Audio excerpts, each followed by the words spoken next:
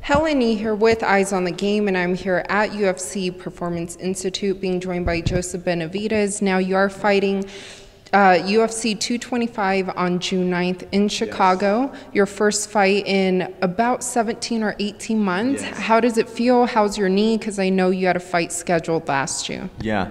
It'll be 18 months from fight to fight. I fought in December of 16. And now I'm fighting in June 18th. So yeah, it'll be 18 months. I was preparing for a fight when I got injured. So the surgery to fight is a 13-month post-surgery where I'll be fighting. So it feels great. You know, I missed it. I missed everything about it. I'm really excited to get in there. I've obviously missed the training, so that's been going amazing. Knee's 100% healthy. I wouldn't have took the fight otherwise. It was healthy, you know. 9 months in, 10 months in, I just had to start training as a healthy fighter and take a fight, really, and that's where we're at now. So I feel good. I feel happy, and just happy to be doing what I love and doing what I'm doing, and excited to put on a show for my supporters and everyone who's been here and not forgot about me in the 18 months. Yeah. I mean, I'm sure a lot of people have not forgotten about you. I mean, you've been #1 ranked flyweight for a very long time. You know, your only loss basically coming against DJ, which you fought him last, 4.5 years ago? It's been a long time, yeah. Yeah, so do you think that in a way, I mean, this fight against Sergio, he's coming off a loss over Henry Cejudo, who you've beaten before. Where do you think this will catapult you? Because I feel like you're kind of in a tough situation, right? Yeah, it's hard to say. If I hadn't fought Demetrius already twice, I mean, it would for surely be, next fight would be a title shot. I mean, 6 wins in a row. If I beat Sergio, that would be 7. #1 ranking, which we know that doesn't necessarily mean anything as far as title shots go. But yeah, I would be right there. I mean, the only tricky part is, you know, I've already fought Demetrius twice and getting over that. So it's hard to really say what any win will do nowadays, and with the way, you know, title shots and title fights are made, it's hard to say. I know it puts me a step closer, puts me in the right direction. That's all I'm really worried about is the fight. Where it puts me, I mean, I think that's not something I can really control. I mean, I can control how good the fight is and how excited it gets and how bad I can beat him and maybe get some momentum in that direction. But all I can really worry about is the fight. Yeah, and speaking of, you know, kind of the long layoff, though, does that kind of concern you, or can you kind of talk about, you know, the recovery process? And sometimes we have seen fighters that come back from a long layoff and they don't get that quote-unquote ring rust. Yeah, I don't believe in it. I've been fighting for 12 years professionally, 34 fights. I don't think ring rust is a thing. I think it is if you're not training during the whole time, and I think it can have a lot to do with your mentality. And, you know, I've felt amazing in training. And training, you know, you would feel rusty as well. You're doing the same thing, and, you know, I don't. So it's really motivating seeing all the other guys who, you know, I realized had ACL surgeries and came back, and you don't remember them being injured. All you remember is their last fight and how good they are now. You don't think, oh, remember when he had ACL surgery? That's not something people think about. So seeing everyone come back from it so strong, you know, I just look forward to doing the same thing. And mentally, that's physically, like mentally, it's so refreshing. I have a full new perspective and excitement towards the sport and toward getting in there. And are you working with anyone new? Did you bring in any new coaches for this camp in particular? Yeah, well, I train in Las Vegas now. Full time, right? Full time, yeah. So I'm at the UFC Performance Institute, and that kind of covers everything as far as you know, the supplemental things go. My physical therapy with Heather Linden, my strength conditioning with Bo Sandoval and Kyle Larimer. But then as far as coaches, I have Jimmy Gifford, Eddie Baracco, who has been, and Coach Casey Halstead. They've been helping me as far as specialized practices go, and then just a ton of new good partners, new atmosphere, new everything for me, which really is exciting, you know, just that something new, something fresh.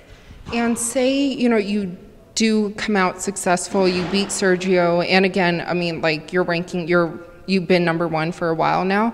If you ever do get that third fight against Demetrius, I mean, have you kind of figured him out, or do you think you figured him out now that the third time you think will result in a different, result than the other two? Yeah, I mean, it's hard to say you figured him out if I haven't beat him, but I mean, I know I have the best chance of doing it. First fight, there was a lot of obstacles in my way, and we went to a split decision. I think people forget that, I'm the closest person to beating him as far as that split decision goes. The second fight was more of a coincidence of how everything happened. That hasn't happened for him or for me since or before that. So, yeah, I mean, it's hard to say you figure him out, but I know I have the best shot of beating him, and I know I have what it takes to beat him, and I go out there and, any number of fights, we could have 5, 6, 7 fights. I mean, I think it's always going to be a toss-up because we're both at the top of our games. Yeah, and for him being at the pinnacle for so long, do you think that he's evolved and he continues to evolve as a fighter? He does. I think you actually get better when you become champion.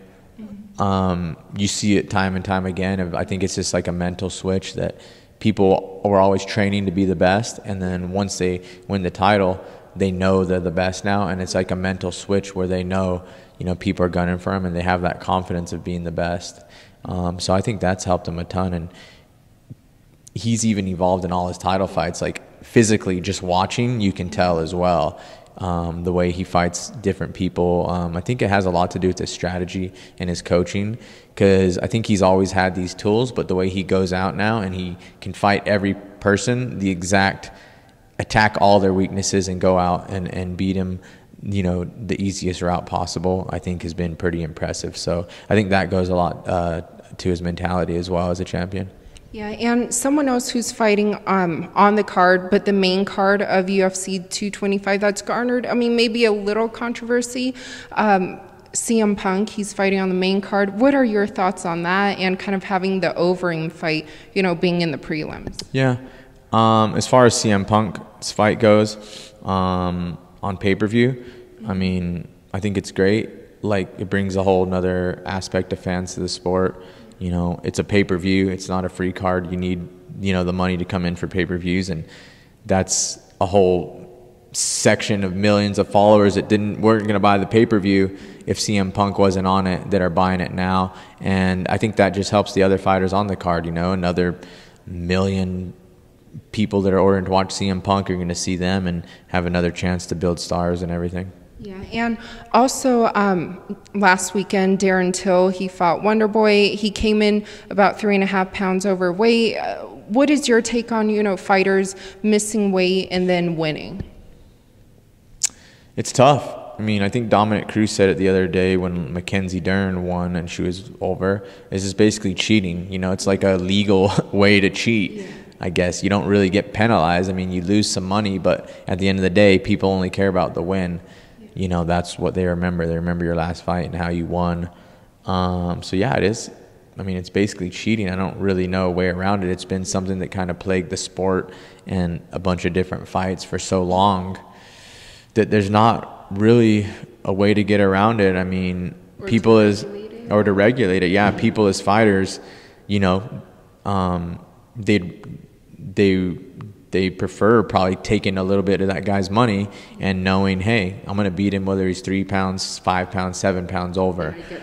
And I can get a win like that, and I can take their money. Where on the other side, I think guys think, hey, I'm going to actually feel good. Who cares if I lose 10 or 20% of my purse? So it's really hard. It comes down to the individuals. Making the decisions to fight is really the only way to. It's on an individual basis. As far as the Darren Till and Wonder Boy fight go, I was a little distracted watching it. I was talking to my wife, who was actually in Liverpool, and we were talking because she had just got done with the show, and I was barely catching up on it. And so I was talking to her while I was watching it, so I was a little distracted because I was happy to talk to her. And then when I tried to gain focus, I think it kind of like lost my interest. So I need to really go back and rewatch it. I honestly didn't watch it close enough to have like an intelligent discussion about it. Okay, no worries. And then lastly, though, because you've been in the sport for a very long time, you're one of the veterans in the sport. Another one retired yesterday, Michael Bisping. Kind of what are your thoughts on that? Oh, Michael Bisping's a legend. Inside, outside, the personality of Michael Bisping, what he's done. I mean, I think people counted him out. Like, everyone knew Bisping was there at the top, and the fact that he won a title before he retired was just incredible for him. Definitely inspiring to me too, because I feel that kind of the same way. Is people count me out of maybe like, oh, he's good, but maybe he'll never win a title. So Michael Bisping's inspired me time and time again through his career, and he's a great guy. He's done a ton for the sport, and he's someone that you look at in the sport that you almost want to model your career after, seeing him on TV, seeing him in movies and everything. You know, you take things like, man, that guy did it right in the sport and outside of it. And I think he's a role model and inspiration for everybody else. And I hope he has a good retirement. And I really appreciate what he's done. He's a true fighter. And lastly, what would you like to say to all your fans that will be tuning in to watch you fight at UFC 225? I would just like to tell all my fans, thank you for the continued support. I know it's been a long time, and just thanks for everyone who continued to believe in me, and I won't disappoint you.